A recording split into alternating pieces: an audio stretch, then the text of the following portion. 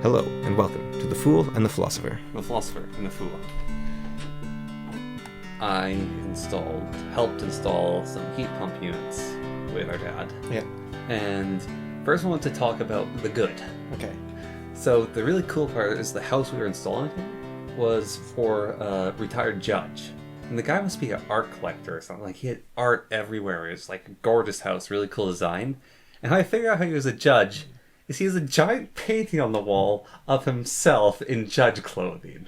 But it's because at the building of practice of law, they put those up of the judges that are currently sitting. And they give it to you when you retire? Yeah. Oh, that's nice. Yeah, but it's just like, why does he have a giant painting of himself? It's, that's so judge clothes. Did he have a bent to his paintings? Like, were they all by Hitler or something? Or No, they were like all over the place, his art. because judges aren't allowed to have like a political. they're not allowed to like have statements on anything, Yeah. basically. But it'd be like not even just political. Like, they can't talk about preferences, basically. So it's interesting to think about what art they would collect. He has like arts of all sorts. He's got he has a lot of like solid stone statues. So it's like one's made out of marble, others are made out of not jade. Is it jade just the solid green stuff? It could be. Yeah, jade. There's soapstone. There's, I think, some chalcedonite. He had some. Like this is jade. Yeah, okay. He had some solid jade, limestone. So he just like tons of different stone sculptures. His furniture was artwork. Like, he has really high class, fancy furniture. Like, the whole interior design of his house is kind of like artistic bent to it. Like, just the way the staircase is all set up. Anyway, so we put these two enormous, ugly heat pump heads on his wall. I mean, he was pleased with them. He thought they looked nice. And he's like, oh, they look so good. Like, they're so small for like what they do and stuff. But I really, really hated installing them. Well, hate's a little too strong. I really disliked it. I did not have a good time doing that. And part of it is because I had to work outside when it was windy and minus 18. Which you have to like, take off your gloves to do little technical fiddly bits. But I was asked afterwards, our dad, like, what did you not like about it? And it's like, the whole thing in general, like, it's, what I'm getting at is, when people ask you, what did you not like about it? I find that a bit of a odd question in some ways. Like, I just didn't like it? But then they want to dig deeper. Maybe not dig deeper, but that's what criticism is, right? It's the ability to... A lot of people will say they liked a movie or didn't like a movie, but it takes quite a bit more practice to determine what about it you liked or didn't like. Yeah. You can say, I really like Harry Potter or something, but why do you like Harry Potter? That's I don't think it's necessary for a person to say explicitly, but it's a skill criticism that you could learn. So I think there's validity in it, but I think there's also validity in, funnily enough, people's experiences. Yeah. I think that if someone doesn't like something, they don't like it, and you're not going to convince them through logic that they did like it. Yeah. You're not going to be like, so you don't like eating snails, but... Well, it could be what I'm trying to ask more specifically is if helping him in the future only doing certain parts of it. They've got protein, and they've got... I just didn't like them, but why didn't you like them? Well, we could blend them up, and you could drink a slurry of them. And then you could say, I don't like the idea of eating snails, and then fair enough. But yeah, so it does allow you to, like, well, what if we got some fine gloves that allowed you to... Yeah. I don't think you can really. You kind of have to go barehanded for that sort of stuff. No, apparently... So, the construction workers here... Well, my friend over there who does refrigeration and heat pipes, like, he spends so much time minus 20, minus 40 outside. So one time... He was working on a roof. Yeah. I think it was minus 40. Yeah. And he was working really hard, working up a sweat, working with some tools. I don't know exactly where the moisture came into the picture. Yeah. His clothes got soaking. I think he might have spilled water on himself because he's working with piping and stuff on the roof. Long story short, he froze to the roof. And so he was stuck. He couldn't move. He was frozen to the roof. And so he just started calling for help. Because... He froze solid to the roof, and terrible, actually. Yeah, and it's funny that he survived it. Yeah, so it's like, well, it's not funny he survived. It's a funny story, and it's glad he survived. Well, he said he had one time where he nearly fell he was crawling through some piping, Yeah. and then he nearly slid out and just fell like 30 feet or something. And there's construction is not safe work. Yeah. Even the little stuff where he cuts pipe and whatnot, he's gotten some massive gashes. I was talking to a guy who does construction work, and he talked about the shift in work time. So what construction workers used to do in like extreme weather conditions is once the snow melted, you would start and you would work throughout the whole spring, whole summer, as late into fall as you could go. Yeah. Sometimes even a little bit later, but then you would stop once it got like a little snowy, a little icy, a little cold, and your work season would be done. However, two things happened. One is it's nicer to take vacations in the summer, and two, the work culture of we need more houses, we need more houses. So it's if you're not working in the winter, then you might not get a job later on at a good position. Well, Whistlebend is doubling our, well, not really, but it's massive. But it's probably like 15% or something extra. So this guy is an expert in installing windows on second-story buildings, and he's saying he doesn't understand why they expect him to do it in the winter, because installing a window is a process of at least, like the big windows, you need at least 2 to 4 people to get a window up. You can't wear gloves, because if your hands slip, you destroy the windows. Windows are really expensive. Installing them is an incredibly fiddly process you can't wear gloves while doing. And you have to leave a big hole in the house the whole time. You're a lot of the time in the upper story windows, you're on the roof, leaning over it, hanging upside down and working on a window. And it's just saying, like, he's worried he's going to, like, lose his fingers from his job. I've seen a lot of windows installed over a bunch of different houses. Yeah. And, well, it's availability heuristic, but they're never installed in summer. Yeah. It's always minus 20. You have a hole in the wall, freezing the house. The one window I did install... There's not enough people for the summer. Window. It's really heavy. In the summer. I did install it in the summer, or it might be in the fall. But it wasn't cold. However, there was 4 of us.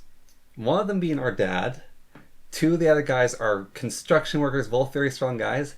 We barely got that window in the wall.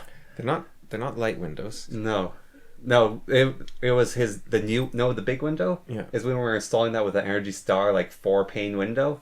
That thing must have weighed like 800 pounds. I think it was 400. 400, whatever. Yeah. The problem is windows. It's also an awkward shape. It's an awkward shape. It's very dense, and you have to be so careful moving a window. You can't just like drag it or sling it about. And 400 pounds isn't a small amount. No. 4 people can't carry 800-pound weight. No, not normal 4 people. Yeah, I think our dad can actually carry 800 pounds on his own. But but not an 800-pound window. Not carefully. Yeah, he'd have to have it in a backpack or something. Mm-hmm. But and he would have to be like 20 years younger. Yeah. Once upon a time. Yes. Yeah. It's just sort of thoughts I had on things like working outside when it's cold. All right, it's manageable. It's minus 10. Okay, I can work outside. It's cold. You're inside. It's cold. I can get down to minus 20 and working inside because I'm actually almost doing that, like with the interior of a greenhouse. But once you get hit by snow and wind, it's like minus 5. I don't know if I want to be out here with a wind chill at minus 5. Well, there you go. You know what you don't like is the cold. At least that's part of it. You might dislike the entire experience, and but yeah. Actually, it's funny. Speaking of like the idea of criticism, there, because ages ago on the podcast, I talked about how you were bringing up the topic of why do critic and fan reviews differ so much, and I said because the critics know what they're talking about and the fans don't. But I think, it's obviously been ridiculous for the last 10 years, really, to be fair. So unfair to myself, or honest to myself, I guess. But the last 3 years or so have been exceptionally awful. Basically since Total Biscuit died. I think he was I don't know, but I think he might have been... about video games or just critics in general? Critics in general, but video games especially, but movies as well, actually. Yeah. Movies and video games especially have gotten ridiculous. But I'll let you go. I have my own thought on it. I think that the people who claim the name critic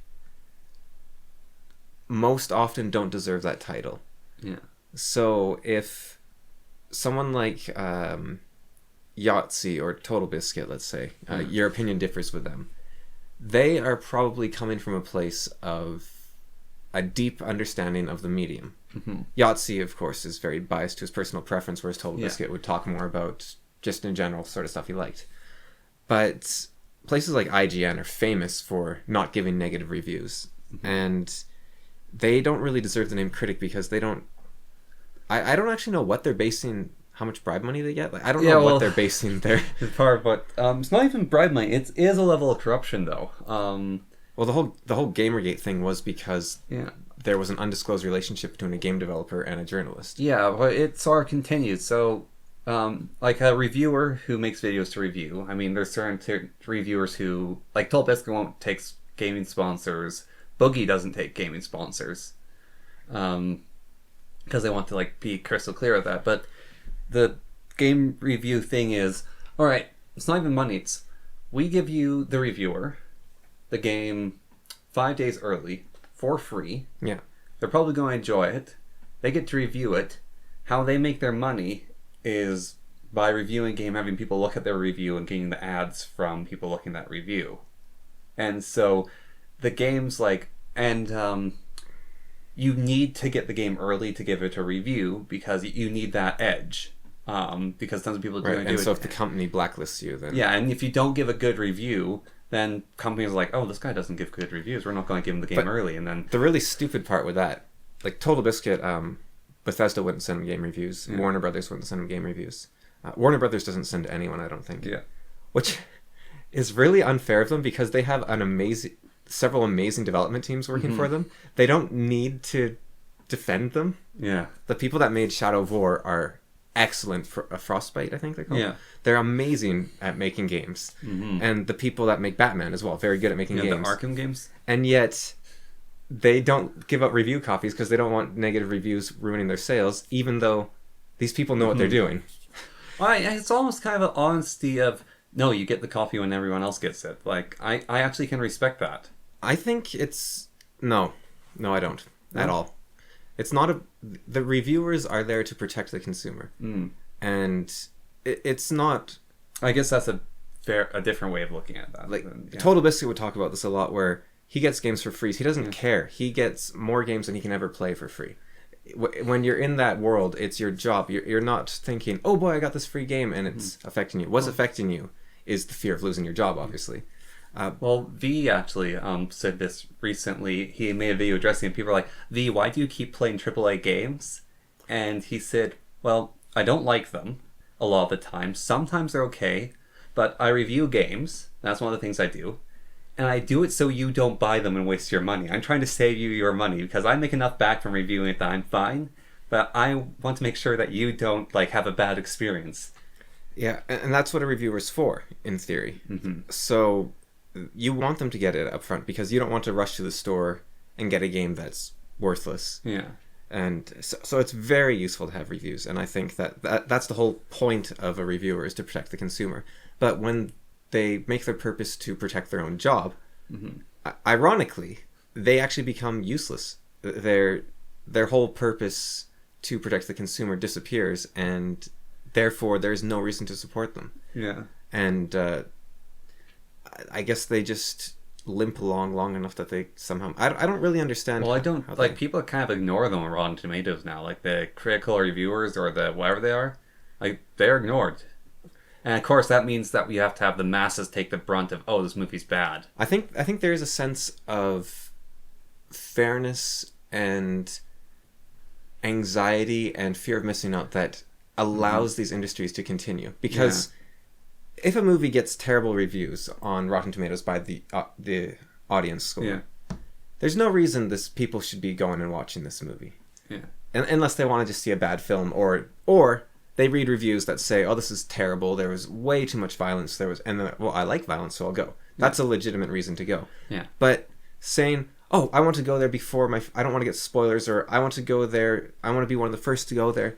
That mindset of gluttony, I guess, basically. That's what it is the sin of gluttony, essentially. Of me, I must go, like, consume, essentially. Because the idea of consumption, right, is that with greed, you accumulate wealth. With gluttony, you destroy. You're just an endless gaping maw.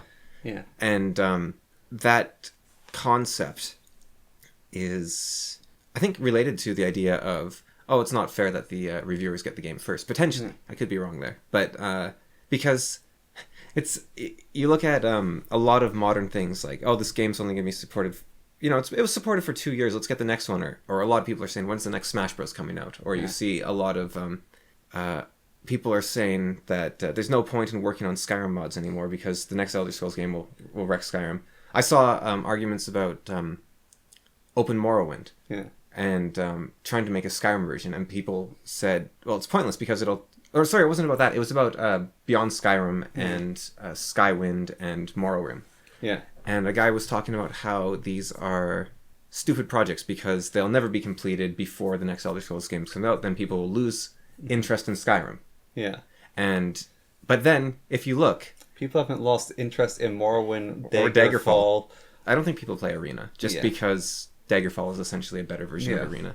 There's probably a couple dedicated Arena players, but but there is a Daggerfall remake, the Daggerfall Unity project, which is getting contributed to. And all of those games are nothing compared to Heroes of Might and Magic community. Yeah. Or the XCOM community, Open XCOM. Yeah. That game, when did XCOM come out? Probably the 90s? Mid-90s? Yeah. And there's new XCOM games which look a lot better, but the Oxen XCOM is still going. People, there is a subset of people who don't care about looks. They want the game. Well, they're patient. Yeah. And they're not anxious. They're not rushing. So I think... Well, I mean, I don't know if this is patience or insanity, but Baldur's Gate 3, a game that isn't completed, has a modding community that's adding races that are meant to be in D&D, adding classes that are meant to be in D&D. One guy is trying to add more to the game, like more locations and characters into the game. The game isn't even complete. It's like an early access, and the modders are working on stuff in it. I think patience is an important skill. And I think, if people are having fun modding on Baldur's Gate, whatever, but maybe more to the point, waiting for those reviews for those games and whatnot is important, and you get the better version of the product in the end. Like, if you ran out to buy XCOM, XCOM 3? No.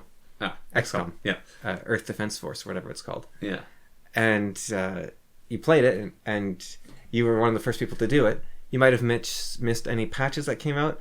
And 20 years later, Open XCOM, which makes you could play on widescreen, you can play, it runs super smooth. You can actually play easy mode. You can add in from a huge selection of mods. Yeah. And that was Terror from the Deep that had the bug for the hard mode, or the easy mode missing. And same with Baldur's Gate to a degree. The people that are making the mods, great. But if you're just a customer, if you just sit back, of course, I think there's entertainment. That is the entertainment that people are getting, is the riding the wave experience. Yeah, well, one thing I actually like about Baldur's Gate, playing the early access, is Larian actually uses early access the way it's meant to be used. Of, oh, okay, you sent us a bug report, thank you, we'll fix that. Like, they're actually using people as testers, and that's why it's been early access for like a year now, and they're like, yeah, we have to delay it again, sorry, we have to delay it again while it's in early access. And it's like, and this is the change we did here, and this is the change here, and you can actually see how it's going forwards. But it is weird, isn't it, that you're paying to be a bug tester? The QA is a job that you can get money for. Yeah, but you can outsource it. People will outsource. People will pay you to be your QA department. Yes. Which, from the developer's perspective, is amazing. Yeah. But from the player perspective, it's a bit dumb, isn't it? And by the time the game's finally done, especially a story game, like Baldur's Gate or Cyberpunk, by the time the game's in its best form, you might not want to play anymore. Or like a game like Breath of the Wild, if I had been bug testing all the way along, and it would totally ruin the experience. It's a very different sort of, it wouldn't totally ruin the experience, but it would greatly reduce it. I think there is probably a bit too much placed in my previous statement there on avoiding spoilers, basically. Well, also, Larian is a very careful company in that, like, the starting zone, you can probably play for about 4 hours, and then you're done, whereas the main game is going to be way bigger. They level cap you. They don't give you all the content. Like, they're basically limiting you to the bug tests and showing off features and testing stuff. Yeah, I don't know. I'm not personally. I can understand if you personally don't like it. Yeah, and I think that it leads to a lot of people wasting their money on bad movies and bad games, and getting scammed massively. Yeah, and more importantly, in my mind, it leads to movie companies and video game companies staying in business. Now, I said in the last podcast, I think it was, don't try to change the world. Have your own little slice of heaven. Work on. So, you do you. It's like to everyone. Go out there and get those games and whatnot. Well, even on the thought... But I'm not going to. Of, like, you're saying movie reviewers are, like, kind of on the corruption problems with them, like, you can't tell. When there's actually a good movie reviewer, it sort of shows how desperate people are for them. Like a drunken critic? Critical drinker? Yeah, critical drinker, that's it. Critical drinker, in this last year, he was at 200,000. He went to 800,000 subscribers in a year. It's like his best year ever. It's because he actually gives reviews that people respect and they're entertaining. But he gives reviews that's like, oh, this movie's awful. Or he's like, this movie's good. And it's like, watch it. Oh, that was a good movie. Thanks for the recommendation. Like, you can sort of see, like, good reviewers actually really do something, like Seth and Mandalore. They show the games that have value. The Critical Drinker made a video recently about the idea that movies, all the characters in media in general, have become children. They're all much younger with much younger people problems. And it just made me think that I'd like to... I'm glad I'm doing my part by raising the average age in stories with my obsession with old men. In all, but that was... He had a point there about... Wasn't the contrast of Star Trek especially was... Mm-hmm. Oh yeah, that contrast. That was hurt. There was a very different... So I think what's happening in general with everything, I think it's the internet to a degree, and I'm not going to blame the internet for all evils, but I think what happens is if you have those old church ladies that are calling the internet Satan. No, so take what's it called? Romeo and Juliet. Yeah. Mercutio is, I think, most people's favorite character. Well, of course, he's Mercutio. He's great. And if you look at the Lord of the Rings movies, I think people really like Gimli and Legolas. They're the fun, interesting duo. Or if you look at... Well, I think just Shakespeare's enough to leave it with for the moment. Or if you look at Midsummer Night's Dream, is that the name? The Touchstone. Yeah, Touchstone. He's probably the favorite character of that one. Yeah. They are very wacky characters, let's say. They're unusual. They're rebellious. They don't follow convention. Yeah. And they break the norms. And so I think when you have a funny character and people like the funny character, and so they think, well, this is a great character. I want more of that. Yeah. So you create more of that. You create more funny characters. You create more wacky characters. Yeah. And then if you have a cast of Touchstones, mm-hmm. you need... Actually, that would probably be fine. But you have a cast of Mercutios. Yes. You suddenly need someone even crazier to stand out. Yeah. And you need... I think Marvel humor does this, where everyone's the funny guy. And so the funny guy needs to be even wackier. And you get completely... You get to the point where people are... Making jokes about murder. Nearly, yeah. I don't think they actually do... Marvel strikes the balance fairly well, I think, relatively. But something like Fortnite does not, where they dance around and they joke and it could be a big paintball game, I guess. I don't know if the in-universe lore is. You don't die. Okay. You get sucked up by a drone. It is a big paintball. So it's a sport. So I guess they're fine. They're just being. But adding the dancing to PlayerUnknown with PlayerUnknown story, they add the dancing. And that's that's messed up. Then. Yeah. The battlegrounds. Yeah. Yeah. But in Fortnite, I guess in universe that works. So, anyways, you get these wackier and wackier characters, and also you get people when they write their original characters, and when they write their self-inserts, and when they write their D&D characters, they want to be the most interesting person in the room, and so you be Mercutio because he's the most interesting. You're not going to be Romeo because he's kind of an ordinary guy. Yeah. You could be Tybalt. He's interesting, but he's evil, and so you have Mercutio as your option. Yeah. Or Benvolio, I guess, but he's just a good boy. I think Mercutio dies. Benvolio doesn't. Oh yeah, Benvolio's the only survivor. Right. But I think he's the one that finds the bodies. Possibly. Yeah, he finds the bodies of Tybalt, Romeo, and Juliet because Tybalt and Romeo kill each other. No, Romeo kills himself. Well, but Romeo's peers... No, Romeo was going to... Okay, right, but... Romeo kills Tybalt for killing Mercutio, that's it. Yeah. Yeah, no, Romeo was going to... Juliet fakes her death, so Romeo kills himself, and then Juliet actually kills herself. Yeah. But you get these wackier and wackier characters, essentially. And I think people start in their life, they want...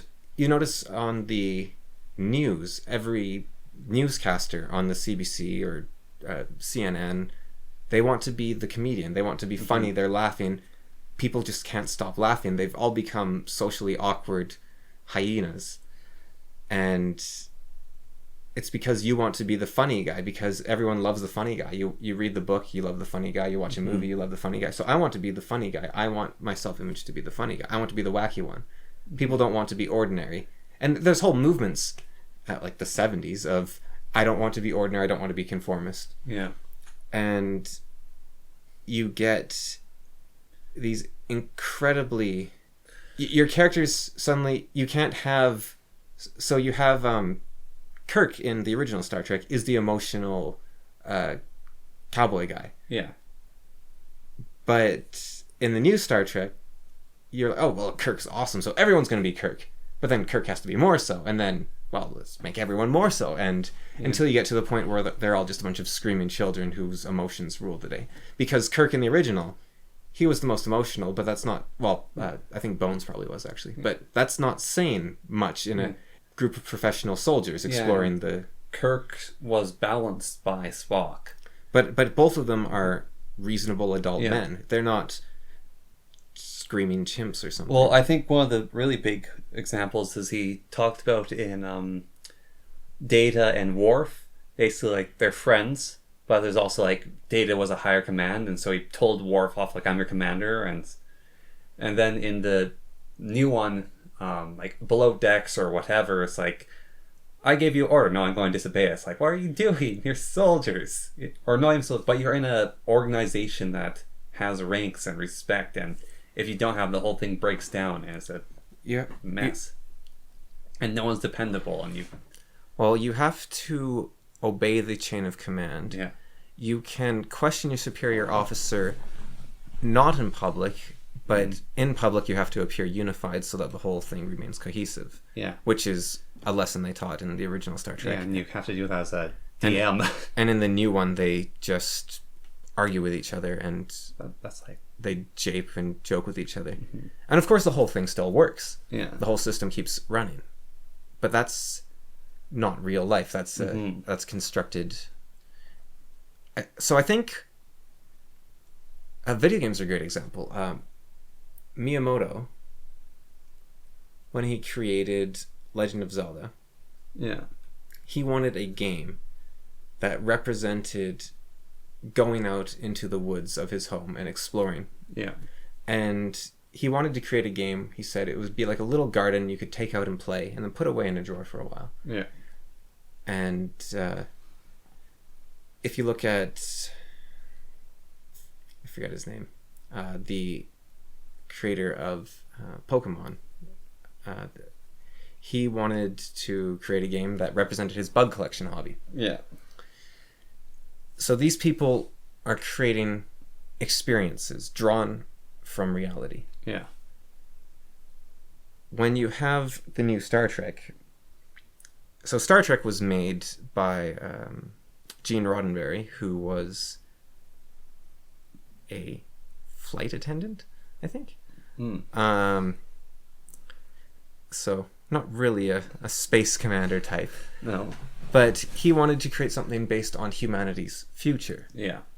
Whereas I think the new Star Trek due slightly to the fact that the limitation that they are doing a reboot, they want to base it on Star Trek. Yeah. Which means you are getting more and more removed from reality. Yeah. And when you start with reality, you don't have to... Creating a movie that perfectly represents reality, it's not that interesting. Create a game that perfectly represents reality, it's not that interesting. Well, I mean, represents reality. Boyhood was meant to be a very big artistic movie. It was long and boring. So you don't... Incredibly boring. So you don't really want to represent reality. But when you use reality as your baseline, you come away with a product that it knows what to leave behind. Whereas if you base your creation on an existing piece of media, Yeah. you end up potentially doing fine, but you might also end up taking away the wrong lessons. Mm-hmm.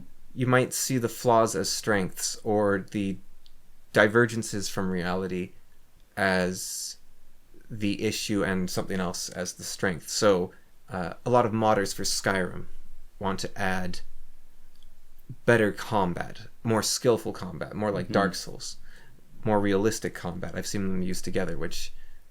That's fun. But no, I mean the idea of Dark Souls being realistic is blatantly wrong. Yeah. Dark Souls is not a realistic... Dark Souls has fun combat that's very different from realistic. And so anyways, what you end up with is in Skyrim is if you add skillful combat to Skyrim, it no longer is a role-playing game. It's an action game. Because if you look at the earlier games, especially, Morrowind is... Daggerfall did this as well. But you go into an arena, you go into combat, and you can swing at an enemy, and nothing will happen. Your sword will just pass through them. Yeah. It's actually kind of annoying. Yeah, no, you're just pointing out something really interesting about the combat Skyrim. Like, there's a small amount of skill and gameplay to it, but you're not actually having a real fight. You're having the fight that the hero's having. Yes, that's exact, and that's in Morrowind and Daggerfall. It's even more so. Now, these are RPGs. So in RPGs, you are playing you are role playing either a bad fighter or a good fighter. However, you as the player are intelligent. Yeah. And Skyrim does this really well, where you can lay down some traps, choose an advantage spot, take guys out by stealth. You can enchant your weapons. You can drink the right potions. You can summon creatures to help you. You can poison an apple. So it's all about intelligently setting up a situation so that you win the fight. It's not about something like The Witcher, where you run in... It's kind of sad, actually, to say that. I think Skyrim does a better job of being The Witcher than The Witcher 3 does of being The Witcher.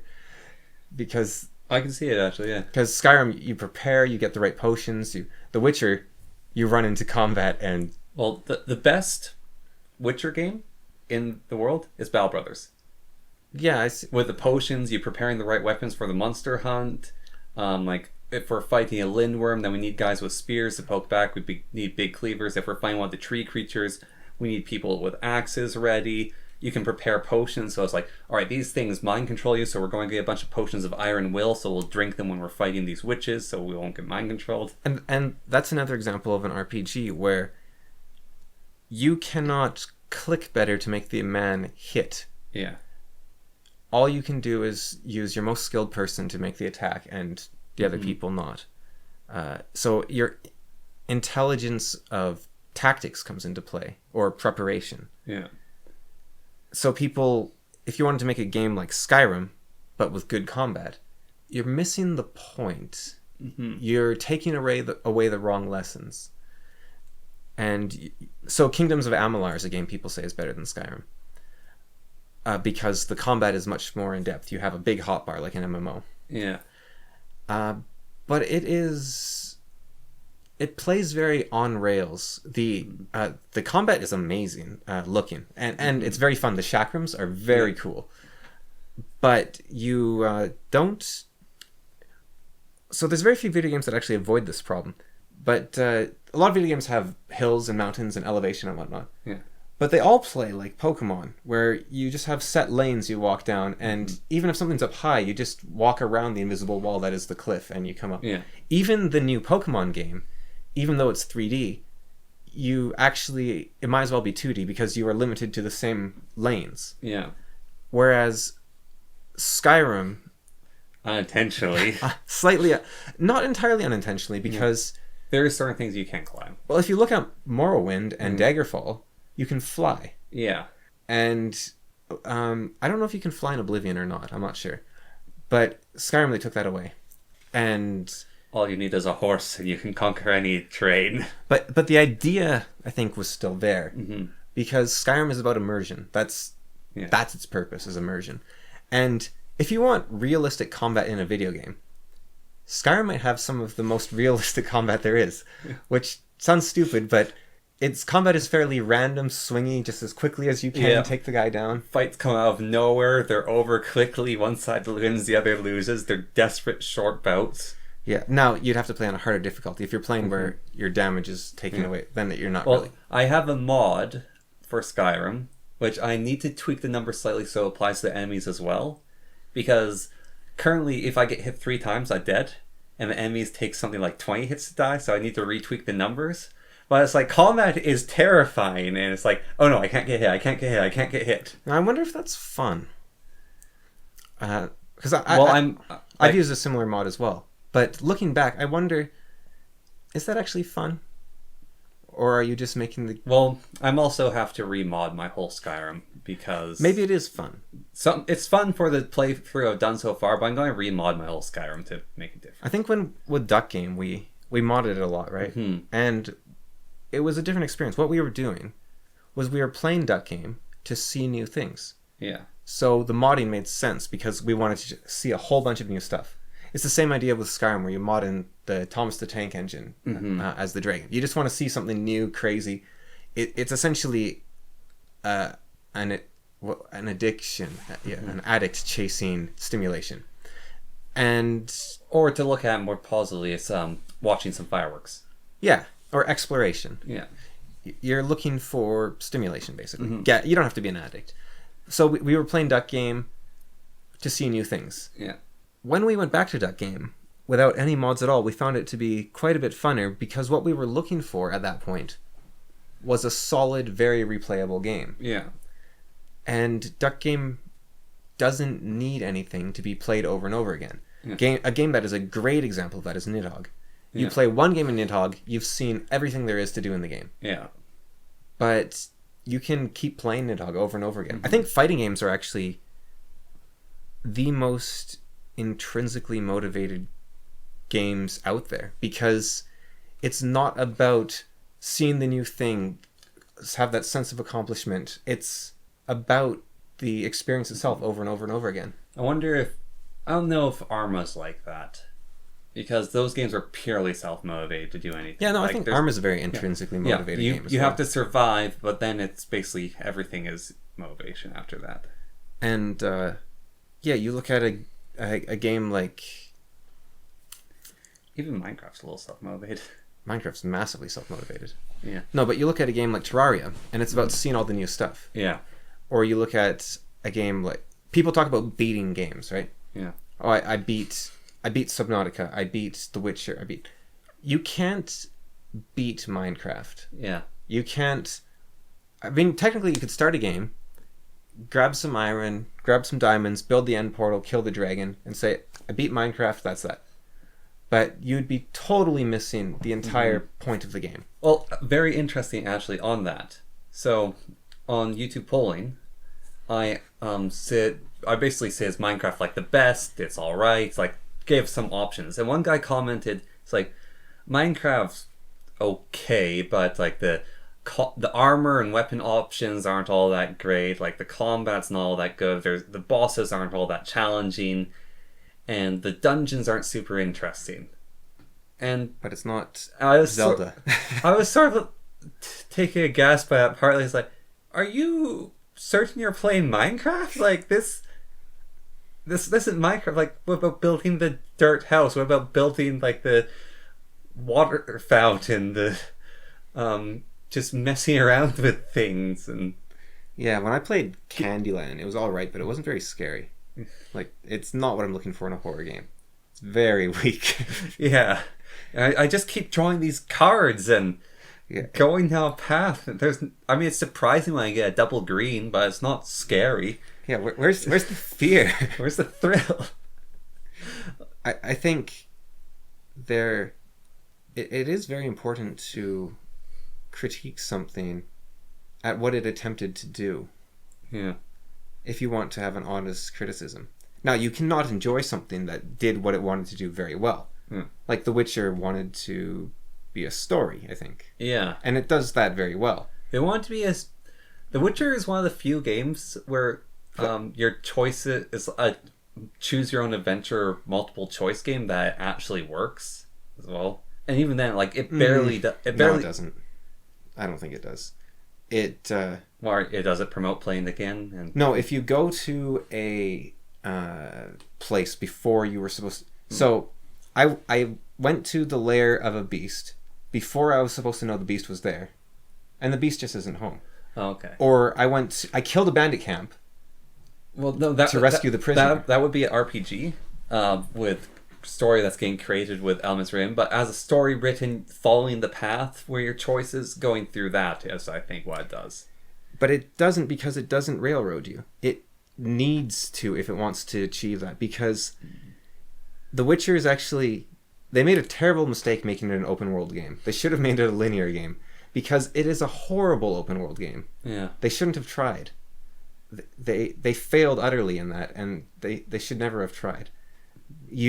I had this quest, right? Yeah. I went and talked... I turned off... I have the minimap turned off because it's horrible.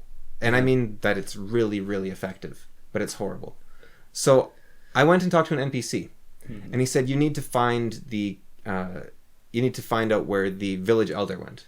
And I said, okay, where is he? And he said, he went over the hill. Just go over the hill and keep going and going and going. We are standing with hills in every direction, and the quest objective is about 3 kilometers away. It turns out when I look at the map. That direction gave me nothing. There's another quest. I talked to a hunter. He says, there's tracks in the woods. Go look at them. What? The woods. We live in a forest. Whereas in Breath of the Wild, here's a picture of a location. Well, in Breath of the Wild, they will say... they will tell you where to go. They'll say, go to the Hebra Mountains. Climb to the top. You find a whatever. If you look at... look for the falling star when it strikes the ground. Go to it and you shall find it. If you look at Morrowind, they'll say, go... Actually, Breath of the Wild. There's people everywhere that you talk to. And like, a guy's like, do you want to know where Hatno Village is? He says, go north until you come to a valley. Then go east from there. And then take the road on the right, pass through walls, and that's Hatno Village. There's people everywhere that say that sort of thing. Yeah. You talk to... someone in Morrowind, and they'll say, I need you to go to so-and-so's house here. He is on the 2nd floor, or something like that. Yeah. There are games that know what they're doing. The Witcher does it so utterly poorly. You can't even save it. Like, Skyrim did this very poorly as well. Yeah. But first of all, Skyrim's minimap is way better because it's just a little bar. Yeah. It's not a dotted line you follow. The Witcher is you play The Witcher looking at the minimap, following the dotted line. My experience with Cyberpunk, I've talked about this before. People say the minimap's terrible, it's hard to navigate, and like, oh, we're working on fixing the minimap. So when I played Cyberpunk, there's also indication just on your screen because like you've got the eyes of the internet or whatever, and it shows you this is like the dot general compass direction you want to go. So like, all right, I want to go there. How do I get there? And so it's like, I drive this ramp. Oh, I'm looking around. It's like, oh, I can't make it this ramp. Well, maybe I can jump off this ramp, go. And so my traversing the city was one of my favorite parts, trying to follow those little location markers. And I wasn't using the map to like try and follow the exact path because that was garbage. And it's like, that's not what you're doing. It's like, all right, if I take this road here and then I take a left and sort of learning locations. That liking again. Yeah, but I'm saying I like it. You can say like if you like something. The compass that Cyberpunk uses from Skyrim, I think they just took it from Skyrim, is good because it does tell you which direction to go, but it doesn't tell you how to get there. Yeah. Which is a nice compromise between telling you everything and... The minimap does tell you everything, but it's garbage. The Witcher literally gives you a dotted line. Mm-hmm. And worse than that, so there's a quest where you have to put scent down around a hill to bait a creature. So it says, scatter scent around the hill. So I thought, okay. So I did it. Nothing happened. I looked at the map. There's 4 precise locations you have to go to, which are not marked by any terrain features whatsoever. They're only marked by the map itself. Mm. There isn't scat piles. There isn't a scratching post. It's a completely featureless part of the map that is indistinguishable from the rest. And the only reason you know it's the right place to pour the scent in 4 different locations, instead of them saying, pour the scent 4 times on the hill or something. No, there's 4 very precise locations on the hill. You have to use the map. It's impossible to not use the map to complete that quest, unless you systematically pour it on every single location there is, which would take hours. It would be ridiculous, or probably tens of minutes. The Witcher's quest design is unforgivably bad in that sense. Skyrim has a mod called Better Quest Objectives, where NPCs will give you directions, or your journal, will actually update with proper directions to quests. Yeah. You can't actually do that to The Witcher. It's unsavable because of things like this, where you have to pour the scent on. You would have to add new objects to the world. It would be a massive overhaul to the game to fix. Yeah. There's one quest in The Witcher where you have to find a witch. Yeah. And so they say, go to the rock by the broken down wagon, take a right, follow the trail of blood, go past the lake, follow the road around the lake, and that's great. Mm-hmm. There's maybe 2 quests like that in The Witcher. Well, you're making me think about one of my favorite quests in The Witcher, which come from one of the DLCs, which is you're literally tracking someone down, and you have a bard with you who's singing the song while you're going through the tracking or whatever. But you're actually tracking. It's not like go to this objective marker. It's like, oh, there's this train feature here, and there's these scratching on the ground. It's like actual tracking. It's like one of the better parts of the game that's quite memorable. And I believe the first Witcher game even did this. Yeah. So, well, the first Witcher game wasn't open world. It was incredibly linear. And the second one's still linear, I think, to a degree. It's mostly linear. Like, you can wander about in the towns. You can kind of deviate from the path, but it's more one of the situations where... there's this bonus, in Donkey Kong where you can go left or right, but going left will get you the extra treasure. That's The Witcher 2, basically. Now, if you want a game, actually more on the Witcher, they shouldn't have made it open world. They absolutely, it's a failure as an open world game, and that was completely in their control to do. And so, by making it open world, they're saying we want you to play this as an open world game, but they. So there's a game on Steam called Open World Game, The Open World Game, which the trailer, I'll have to show you actually, it's great.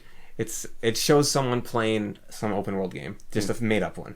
And they said, you ever play an open world game, but just want to play the best part, and the minimap blows up to fill the screen. Yeah. And you only play as the little arrow on the minimap that goes around and collects quest objectives. And you just follow the dotted line, and you go around as the arrow on the screen, and that's it. You don't see anything but the minimap. it's a parody of this terrible design. So if you want a game with storytelling that is actually good at your choice mattering, Divinity Original Sin is amazing. You can, if you kill someone out of order, they react to it. Now, that said, the Divinity system is incredibly not robust, but it's incredibly forgiving. Yeah. So you can't really ruin your game no matter what you do, which is very impressive. However, that means, especially with the second game, it was so buggy for so long. I think they fixed most of it, but the amount of sequence breaks you could do to destroy everything were absurd. They keep fixing them, and I think they've fixed most of them major Remember ones. the guy in the basement? Yeah, we were unable to complete a quest because we did something out of order. Yeah. But there wasn't a locked door in the way. And in the first game, you stole from some doctor for some reason. And so we ended up having to kill all the doctors because they noticed. It turned out that one of those doctors was the main villain. And so when she died, and I knew she was the main villain because I had watched someone else play the game a little bit. So I was, well, that's weird. We just killed the main villain. And so then there's a bit more to it than that even. So then when we went to the boss fight, it was a totally different boss. It was an undead version of the murdered victim instead of her. So Counselor Jake's wife? Yeah. Oh yeah, the shopkeeper. Yeah, so I was playing this game with a friend and we went to investigate the shopkeeper's wife and we continued down the quest. So she's guilty in assisting the murder of Counselor Jake. We found a note that said that. Yeah, I know, but it's just kind of funny that. But we just murdered her for her stuff. No, I was stealing her stuff. She got mad at me, attacked me. It was self-defense at that point. Well, yeah, and then I had to kill all the guards as well. But the fact that the game pulled a new boss into the game, Baldur's Gate did this to a degree, but the order in Baldur's Gate. So Baldur's Gate works no matter what order you do stuff in, but the people don't talk in a way that they react. Yeah. You go to someone, like let's say they want you to find the golden pantaloons. You go to them with the golden pantaloons, and they'll say, I need you to find the golden pantaloons. Okay, first you must go to this place. Then they'll wait for you to go to that place. And you can't just hand it. They don't react. They're like, oh, look right there. Well, in Skyrim, they actually can go, oh, you already have it. And they do that in The Witcher a little bit as well. In Breath of the Wild, they also... there's not much to... Breath of the Wild is so empty, there's not much concern about getting... But they do that order to a degree. Because you can do anything out of order, because you can... Like, I didn't know that Sidon was... There's like a whole... So I'm playing Breath of the Wild again, right? Yeah. I found this fish man, what are they called? Zoran. Yeah. Just swimming around. He came up to me and said, I need you to go and to meet Prince Sidon on this bridge. I never talked to Prince Sidon in my first playthrough. What? But Prince Sidon's so dreamy. But I've seen clips where he actually has this whole story thing, basically, where you meet him on a bridge and you have to fight your way through a bunch of Lizophalos, and you get to the kingdom and you talk to him.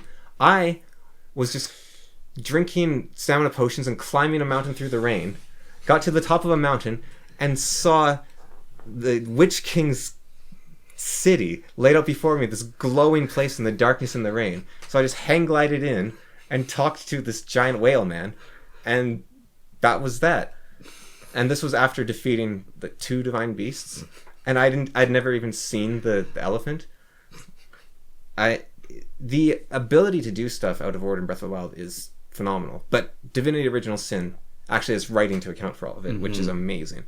And also you can do what, like in Breath of the Wild, you can't go around killing people. No. Same in The Witcher, but I think in both Breath of the Wild and The Witcher, it's a role-playing game in a sense, but you are role-playing as Link or Geralt, and they aren't going to murder innocent people. Yeah. Whereas in Divinity, it's meant to be you choose what your character's like. They can do whatever they want. Whatever you want. Yeah. You choose if they're evil, if they're good, if they're cruel, if they're loving, if they're sweet. You cruel, heartless hag. I think my character was loving by the end. No, they were heartless. I had a romantic, you had a realist. No, that was one thing that I miss from Divinity 1. Was the personalities? Yeah, the personalities in Divinity 2. Because Divinity 2, they fell a little bit too in love with their own characters they wrote, and focused more on the characters they wrote than the player characters. And like Divinity 2 is far more popular than Divinity 1. Really? Yes. It's way worse. It's far more popular, though, because of the characters and their stories. And Really? yeah. Because number 1 is a much better game. Mm-hmm. And I like Both. I think in my top 10 list of games of all time, I think they're both in it. Yeah. But number 1 is way better than number 2. Yeah. We have to mod number 2. Well, we had to do that to number 1 as well. Yeah. Just less so. But We barely modded number 1. And I've actually been thinking that a whole initiative thing is so bad that I think we just give up on the time warp ability. I think we should get that mod because... No, it's the Red Prince's eye it breaks or something. No, it breaks the skeleton's time warp. Okay, it breaks the best ability in the game. Yeah, but the ability is good because the system's broken. Well, it's also just the initiative is such a shame. Yeah. There's no point in being fast. They completely disincentivize it. Yeah. And it's... Like They disincentivize summoning creatures because it makes you go slower. Yeah. And also, like, being able to chain stun. So important. Even if they wanted to make it so that it ordered back and forth, summons should act directly after their summoner. Yeah. Or directly before their summoner. They should not reset the order of the entire thing. It's absurd. That is a thing, I think, of the designers... it would be like if Minecraft 2 comes out and they try to improve the combat or something. Yeah. Or Minecraft 1.9 comes out and they try to improve the combat and split the community in half where people stay on 1.8 because they hate 1.9 so much. That's not what your game's about. Don't worry about it. Mm-hmm. You don't have to have realistic hair physics in your tabletop role-playing game. Mm-hmm. Like, all right, I jump off the horse. Okay, can you roll these 1,000 dice and then solve these multivariable equations, and then we'll see what path your hair falls. It doesn't matter. Your hair floofs. Yeah, or don't even talk about it at all. Well, no, I'm saying that's what the table result was. So it's your hair floofs. It's not even like the DM filling in. It's like, oh yeah, you got the hair floofy roll. It doesn't add anything. You have to focus on your strengths. Mm-hmm. I think Jim Butcher compared to Patrick Rothfuss. Patrick Rothfuss, much better technically. Jim Butcher, much better plot-wise. And Jim Butcher is much more enjoyable to read because you're there to read a story, not to be amazed by how good someone is at ordering words. Well, even play to your strengths. So for the group of kids that I'm being a DM for, like, they haven't played D&D a lot. They're young enough not to, like, be inculcating the culture in D&D, so they don't have a bunch of preconceptions of it. So they're just playing the game, and they don't know the rules, so they'll ask me, can I do something? And if I was to, like, oh, that's not in the rules, sorry, you can't do that, I just go, alright, give me a roll, and we'll see if we can make it work. Or it's like, well, like, one of the things that guy's like, I want to cut off his hand, or it's like, try to get advantage. Like, so I explain to them, because I want to, like, sort of tell us. So the idea in combat is you're already doing the best you can, but what he's holding in his hand is really important, so if you want to take it out of his hand, that's understandable. So I'll let you try, like, disarm him. But it's like, in combat, you're already trying to, like, disarm, get every single edge. But it's like, oh, but that's a MacGuffin in his hand, so sure, you can cut it off. I think, even though they're trying to do everything they can, that is a tactical decision, like you said. It's not... And also, if the character wants to do something specifically clever, I think they should. Like, yeah, well, I'm allowing for, like, I'm saying, like, but certain things, like, oh, like, I want to headbutt him and then kick him in the knee. And then I want to dodge around and clip him behind the elbow. That doesn't matter. But if I said, he's got a gammy knee, and, like, really pointed that out, and it's like, oh, I'm going to take out his gammy knee, then that would be a specific Or if target. you throw marbles on the floor. Because you can balance on them, but he'll twist his knee out and fall down. Now... That said, that's D&D. If you're playing, well, even 4th edition to a degree. 4th edition's more of a war game. Yeah. Or if you're playing my RPG, The First Heroes, the game focus is different. Yeah. So you have a much more granular control of your character in combat. And that's what the game is focusing on. But that's not... D&D's rules are not...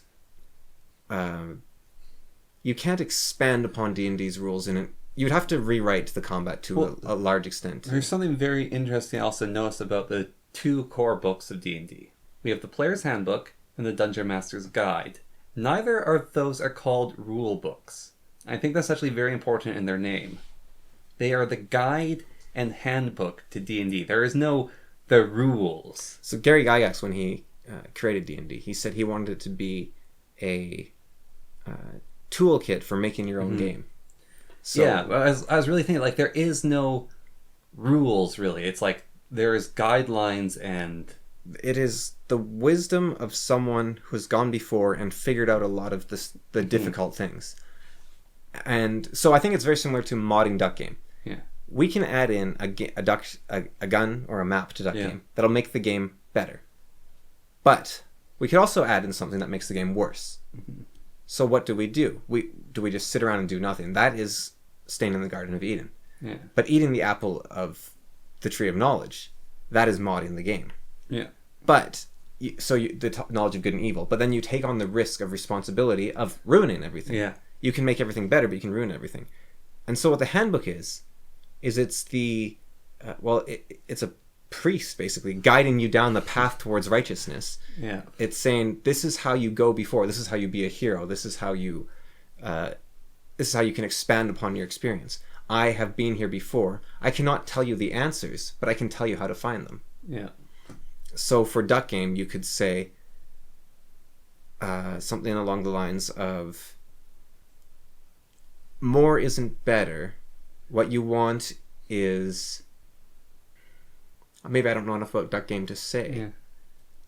But for something like Skyrim, I think it'd be fair to say that if you can tell it's from a mod, you probably shouldn't add it in. Yeah. I think that would be in my Skyrim handbook. Yeah. Because you don't want to... If you want to enhance the experience, you don't want to... So I was just thinking, can I tell if bathing beauties and beefcakes is from Skyrim or not? Oh, I feel like it really fits the world. This random bar full of really attractive people and hot tubs in the right outside Winterrun. Yeah, no, this isn't Skyrim.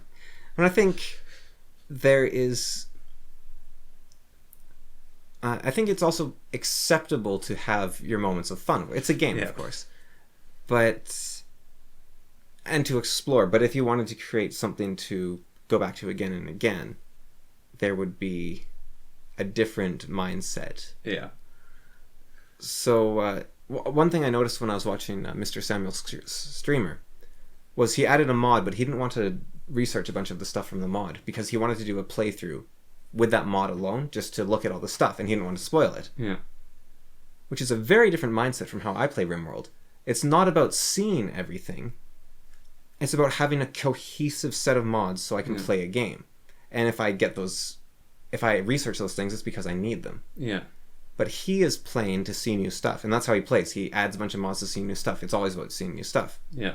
And as an entertainer for a living, that's a very viable path, obviously. Yeah. And that's a viable way to play RimWorld as well. There's so many mods for RimWorld.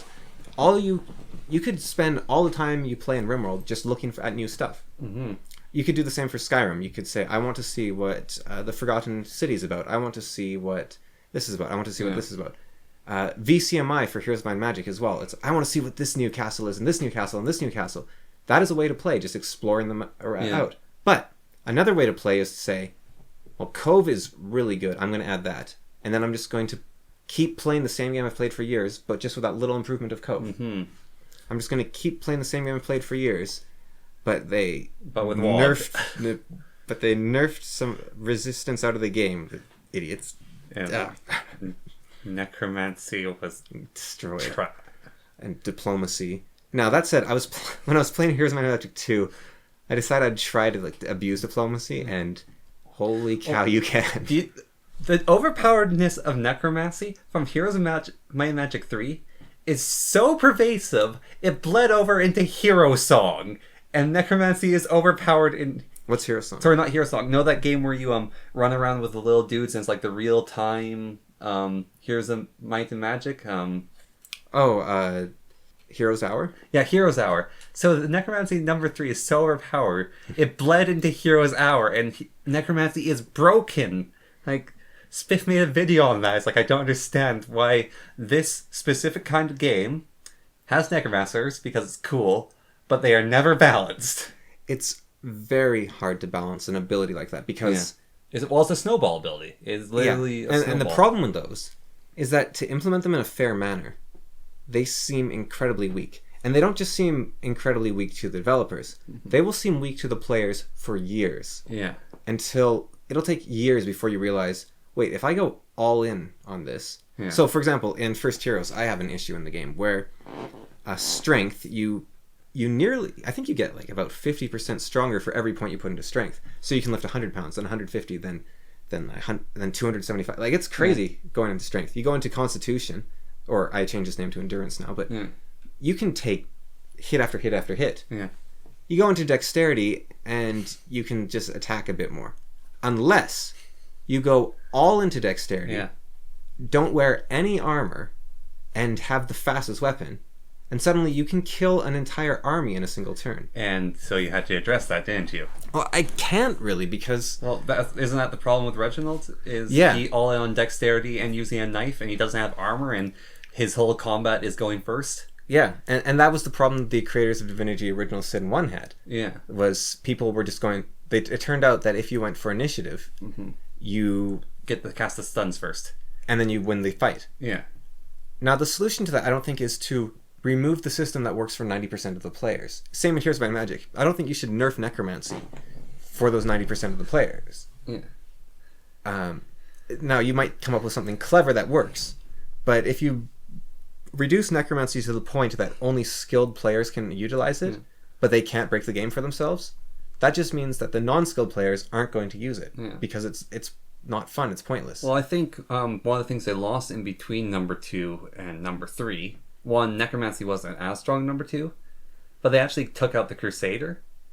And I was playing a Slugfest game, and the Necromancer feel strong if you play them right, but my goodness, does a Crusader destroy an undead army? And you don't have to be the humans to grab yourself a Crusader, and it's like, you get yourself 10 Crusaders, the undead are screwed. So in First Heroes, I could have made Dexterity cost 2 points per Dexterity. That doesn't actually solve the problem, it just delays it. Yeah. But by the point that it would become a problem if it was 2 points cost, you've been playing most of the game super underpowered just to get to the point where you're suddenly overpowered and everyone else is going to be so much stronger anyways.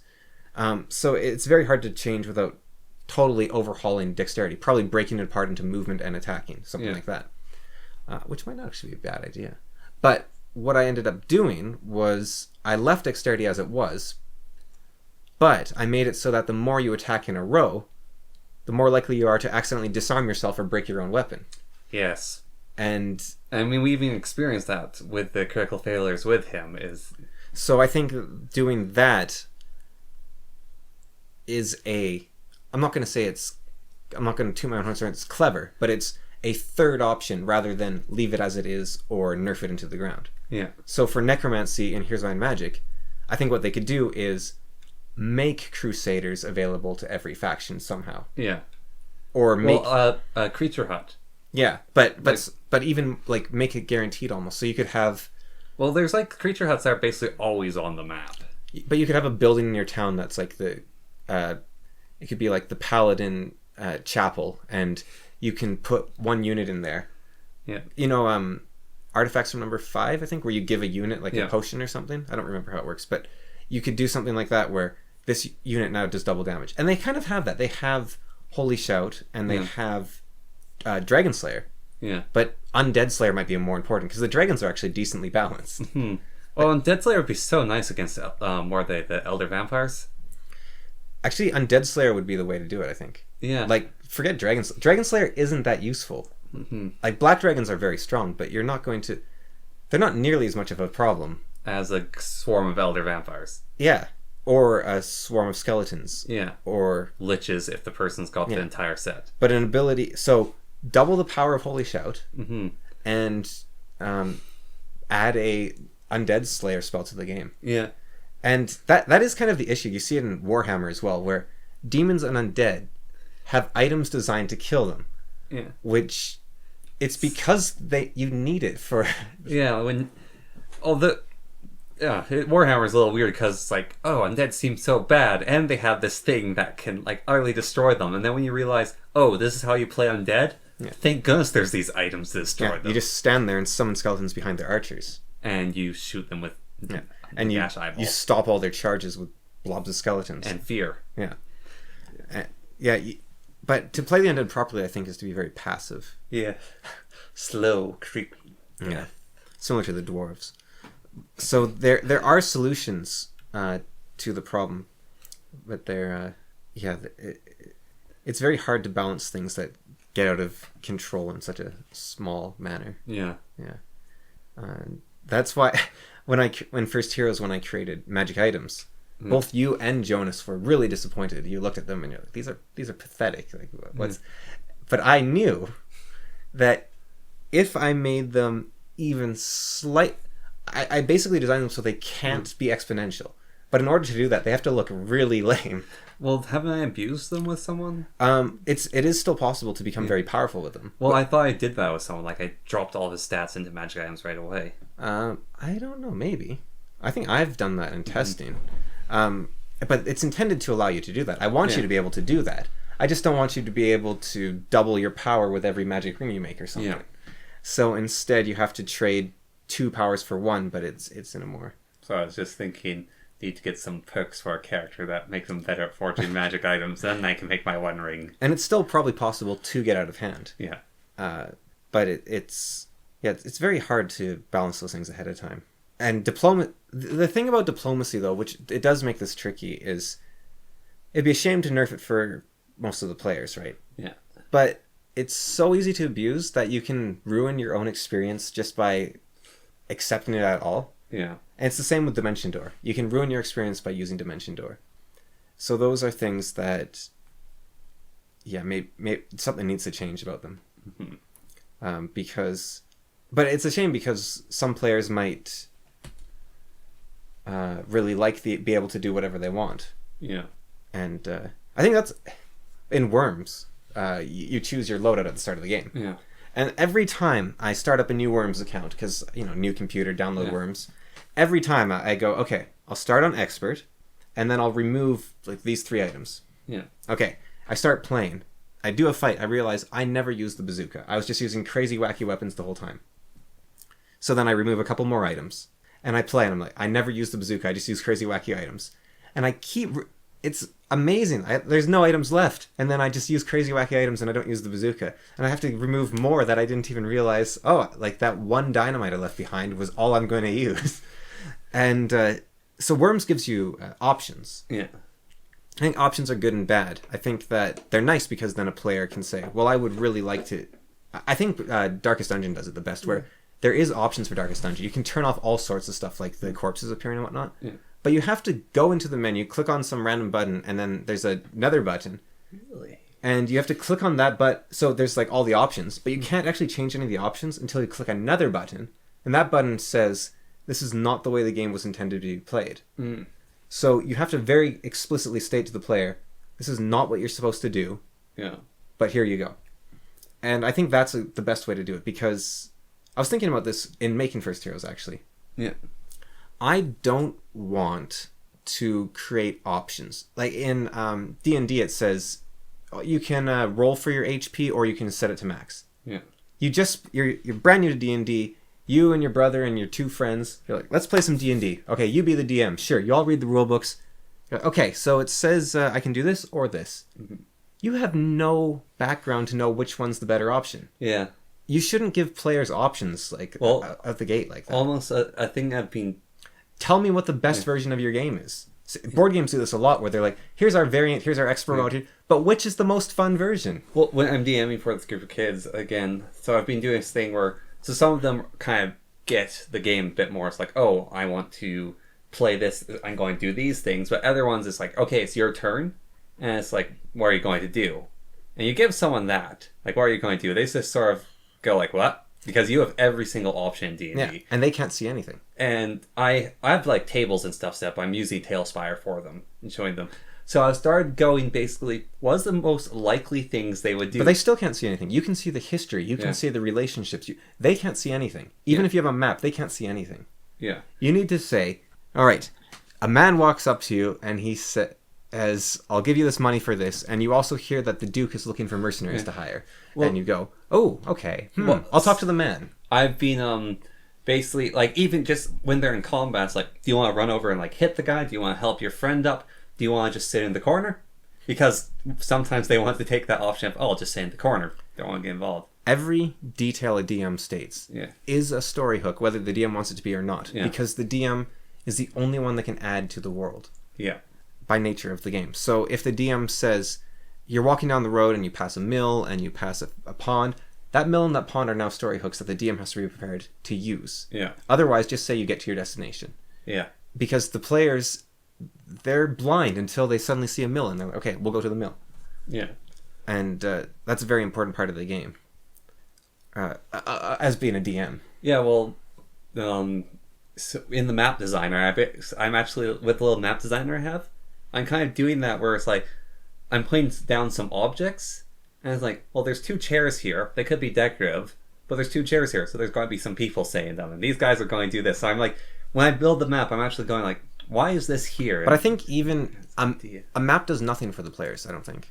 Because it's background where you want spotlights, right? So you say, okay, you see 2 people I sitting in a think you're chair. not understanding the map as it's like a 3D map, literally with little models and people. Yeah, I don't think that matters. I think what words you say are what part of the world's real. Otherwise, it's all background. Like, I can throw up a paint... Like, let's say we're doing a caveman game, and I throw up that picture on the wall of the mammoths and the tigers. Yeah. And I say, okay, so you're here, and you're sitting by your fire. What do? You go, I guess there's some mammoths, and but I say, okay, so there's tigers.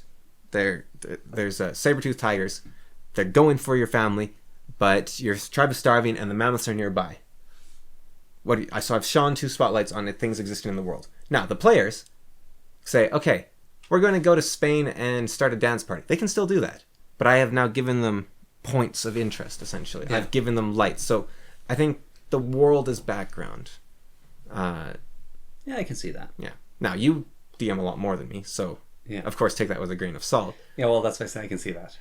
But I think that I have had very bad experiences with DM. Well, even with you, actually, not terrible, but it's where I just feel blind. Like Yeah. as a player, I'm doing nothing. I feel like, whereas we get an AI with dice to DM, and suddenly the world is alive and vibrant because it tells me everything that's relevant. Yeah, I think that's also up to your personal preference of the game you want to play. Yeah. Because I think some people, you can show them that picture there and say nothing, and they could make their own story up. And then as a DM, if you show them a picture and tell them nothing, and then they make their story up, you have to now roll with the story they're saying, or then you're doing something wrong. Well, but then you shouldn't be... They shouldn't be making the world, because that's your job as the DM. Well, you made the world, you gave them a picture, and now they're going along with it. Yeah. But there's nothing to go along with, is what... Because you don't know what part of the picture is relevant. Like, okay, what's the name of that mountain on the left? What's the... Well, but as a DM, if you make the picture, then it can be. But the player might not even know that. Yeah. Like, if you say to the player, every single thing in this world is relevant, then maybe that's something. Mm-hmm. But there's a lot of set pieces in the picture. I think also another thing for D&D is roll for perspective. So actually, I think that's very important in modern D&D, because basically... What, perception, you mean? Yeah. Oh, I hate perception rules. I think they are the worst part of the game design. I actually really like them. Because, so, you enter a room. Yeah. And so the DM describes the room to you. So there's a bed, there's a cabinet, there's some toys, and there's some stuff hanging on the walls. Now, you can go and ask, what's the stuff hanging on the walls? And DM will tell you. And you can, like, ask, okay, is there anything under the bed? Is there any of this or any of this? And you can go into each little detail. Or you can say, I roll for perception. And so you roll, you get a good roll. And the DM says, all right, there's the things on the wall. One of them is a sword that you think is important. And, oh, there's, you see something poking out from under the bed.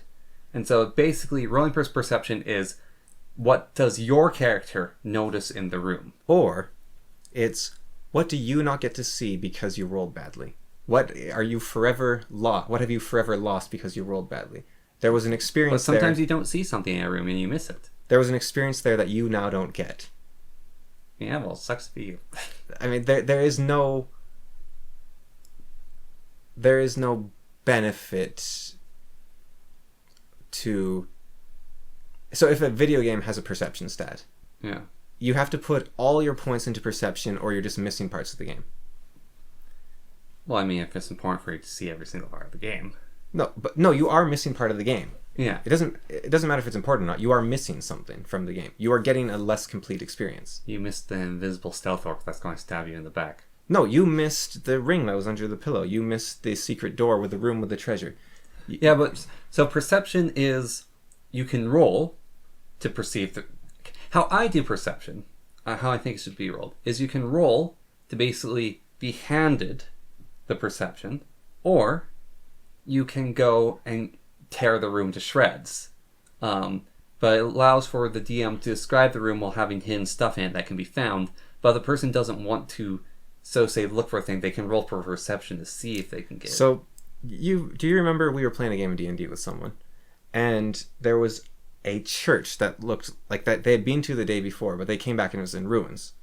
And they said, "How do I feel about it? Can I roll to see how I feel about it?" And I, as the DM, said, "How do you feel about it? You saw a church one day and the next day it's in ruins. How do you feel?" Well, can I roll to see if there's like a feeling? I think that is what perception rolls lead to, is the inability for the players to play the game as characters. They become automatons that ask the computer to feed to them what they're allowed to interact with and what is locked away forever. And seems like a kind of overblown slippery slope for one very specific example. no, I think it is a slippery slope. I think it's very similar to the idea of everyone wants to be Mercutio. Everyone wants to have a character with a crazy backstory. Everyone wants to be the coolest, wackiest person in the party. I think it is what leads to the degradation of the integrity of D&D as a whole.